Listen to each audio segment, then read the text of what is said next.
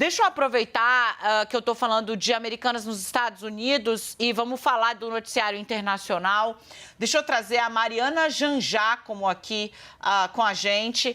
A Mariana traz ali a percepção dessa decisão de Estados Unidos e Alemanha. A Alemanha, principalmente, hein, Mari, que estava muito reticente em enviar o que ela tinha de melhor para socorrer os ucranianos, decidiu que vai e que vai fazer, e a mesma coisa foi anunciada pelo presidente americano Joe Biden. O que esse reforço significa para o desfecho dessa guerra que já, enfim, né, está fazendo aniversário? Mariana? Pois é, Dani, é uma mudança de postura importante dos países aliados da Ucrânia, viu? O presidente aqui dos Estados Unidos, Joe Biden, disse que vai enviar 31 tanques do tipo Abrams para a Ucrânia, só que esses tanques devem levar ainda meses para chegar até lá.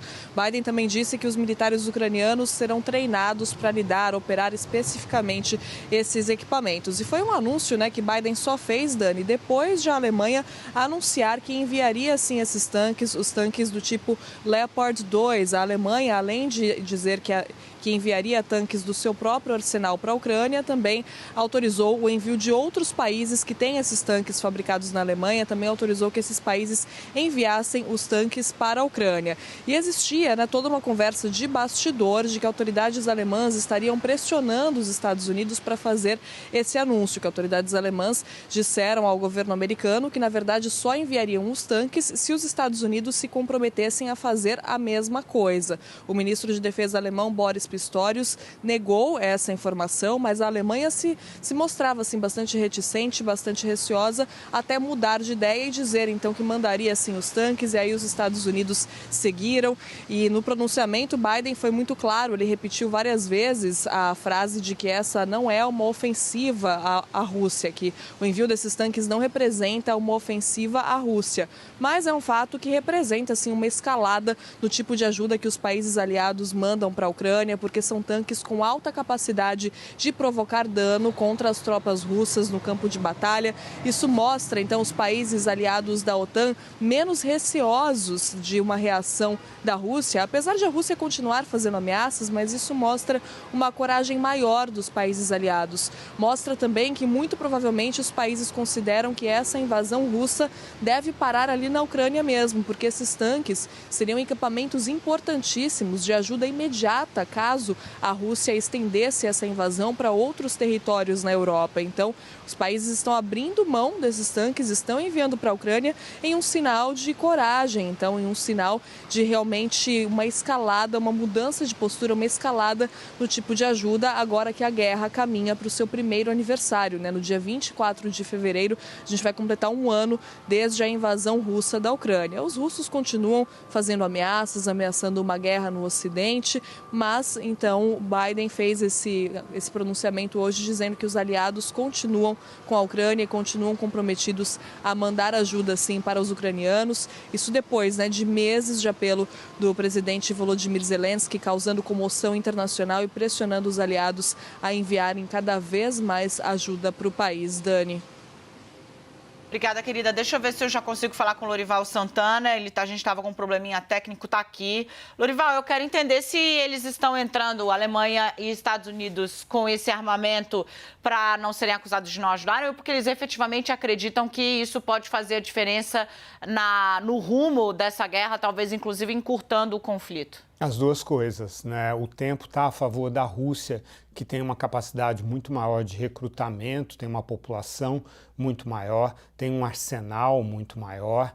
Então, por isso o Ocidente tem pressa também. A gente tem acompanhado, né, Daniela, o impacto econômico dessa guerra sobre o Ocidente, a inflação de energia e de alimentos, causada pelas sanções e pela interrupção do escoamento dos produtos da Ucrânia.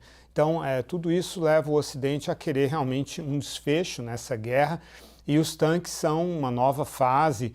Eu defino da seguinte maneira: até aqui o armamento entregue pelo Ocidente tinha o objetivo de evitar uma derrota da Ucrânia ou um avanço da Rússia sobre o território ucraniano. A partir de agora, é um emprego ofensivo, é para ganhar a guerra, derrotar a Rússia. O que é derrotar a Rússia? É recuperar os territórios que a Rússia tomou da Ucrânia desde 2014. Né? Como o presidente Biden disse hoje, os tanques não vão ser usados para invadir a Rússia, vão ser usados para retomar as terras ucranianas. E o Biden disse, se as forças russas saírem hoje da Ucrânia, hoje termina a guerra. A causa da guerra é a invasão da Ucrânia pela Rússia. Né?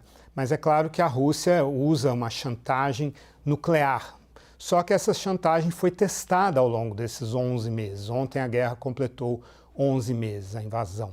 E o blefe foi chamado e não foi realizado pelo Putin. Né? Então já temos uma história de muitas linhas vermelhas que o Putin desenhou na areia e a OTAN forneceu os armamentos que o Putin disse que a OTAN não podia fornecer, culminando nos Patriot, as baterias mais avançadas de mísseis antimísseis que estão a caminho da Ucrânia. Então, diante disso, houve a reunião de Ramstein, o grupo de contato que reúne 50 países. Veja que a OTAN tem 30 países, outros 20 países não membros da OTAN participam desse esforço de assistência à Ucrânia. Estamos falando de Coreia do Sul, Japão, Austrália, Nova Zelândia e outros.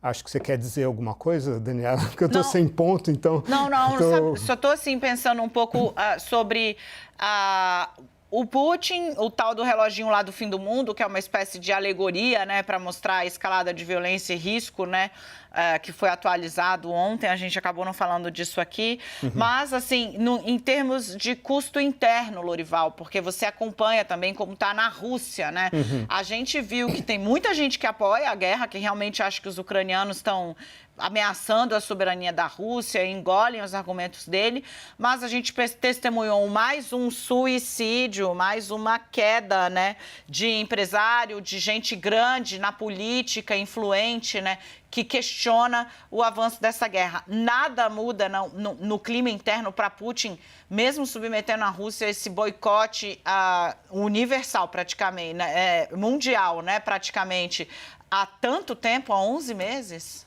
A Escola de Administração de Yale fez um estudo que revelou que 1.000 empresas saíram da Rússia e elas representam 60% do PIB da Rússia. Claro que tem muita empresa de energia, do setor bancário, do setor tecnológico e assim por diante, né? Eu tenho ouvido jornalistas que têm ido à Rússia que me dizem assim que não, e até colegas e amigos, fontes russas, dizem que não há uma mudança perceptível econômica na Rússia. O dia a dia continua, o consumo continua. É claro que itens de alta tecnologia que são importantes para para a própria indústria energética e militar russa deixaram de chegar. Então, mas esse é um impacto que será visível no prazo mais longo, né? Existe uma deterioração na situação social, apesar de toda a propaganda, mas existem as mães, as mulheres, as filhas, as namoradas, também provavelmente alguns homens cujas mulheres e filhas também foram, enfim, que perdem seus entes queridos e que estão ficando revoltados. Mas a repressão é cada dia mais forte, né? Qualquer pessoa que se pronuncie publicamente contra a guerra é presa, pode ser torturada, enfim, é punida de forma legal, porque as leis foram impostas nesse sentido. Então, o Putin está firme no poder, respondendo a sua pergunta, e essa vai ser uma guerra longa, uma guerra de atrito. Se a Ucrânia vai receber dezenas de tanques, a Rússia tem centenas de tanques. Ai, gente. Lori, obrigada, já volto com você.